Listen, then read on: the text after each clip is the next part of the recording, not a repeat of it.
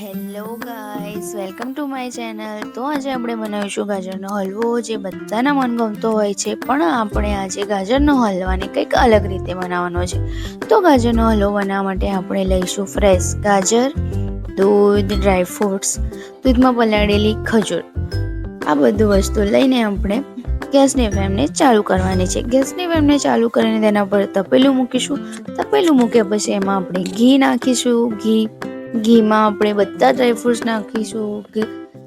ડ્રાયફ્રૂટ્સને સતળાવા દેવાના છે. ડ્રાયફ્રૂટ્સ સતળાઈ જાય ત્યારબાદ તેને બીજા વાસણમાં કાઢી લેવાના છે. તે જ ઘીમાં આપણે નાખીશું ખમણેલા ગાજર. ખમણેલા ગાજરને સતળવા દઈશું.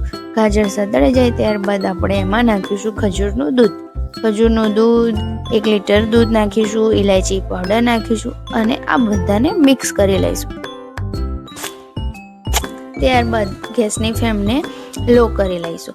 ગેસની ફ્લેમ લો થઈ જાય બાદ 15 મિનિટ સતળાવા દઈશું. 15 મિનિટમાં વચ્ચે વચ્ચે આપણે સ્ટર કરતું રહેવાનું છે, કારણ કે આપણો હલવો બળી ના જાય. 15 મિનિટ બાદ ગાજરમાંથી ઘી છૂટું પડતું તમને દેખાશે. ત્યારબાદ બરાબર સ્ટર કરીને ગાજરના હલવાને બરાબર સ્ટર કરવાનો છે. ગેસની ફ્લેમ બંધ કરી લેવાની છે. ગેસની ફ્લેમ બંધ કર્યા બાદ તેમાં આપણે બધા ડ્રાયફ્રૂટ્સ નાખી દેવાના છે. થોડી વાર સ્ટર કર્યા બાદ આપણો હેલ્ધી ટેસ્ટી સુગર ફ્રી ગાજરનો હલવો ખાવા માટે રેડી છે. તો એને આપણે એક બાઉલમાં ગાર્નિશ કરીશું બધા ડ્રાયફ્રૂટ સાથે. તો જુઓ, આપણો ટેસ્ટી હેલ્ધી સુગર ફ્રી ગાજરનો હલવો બનીને રેડી છે.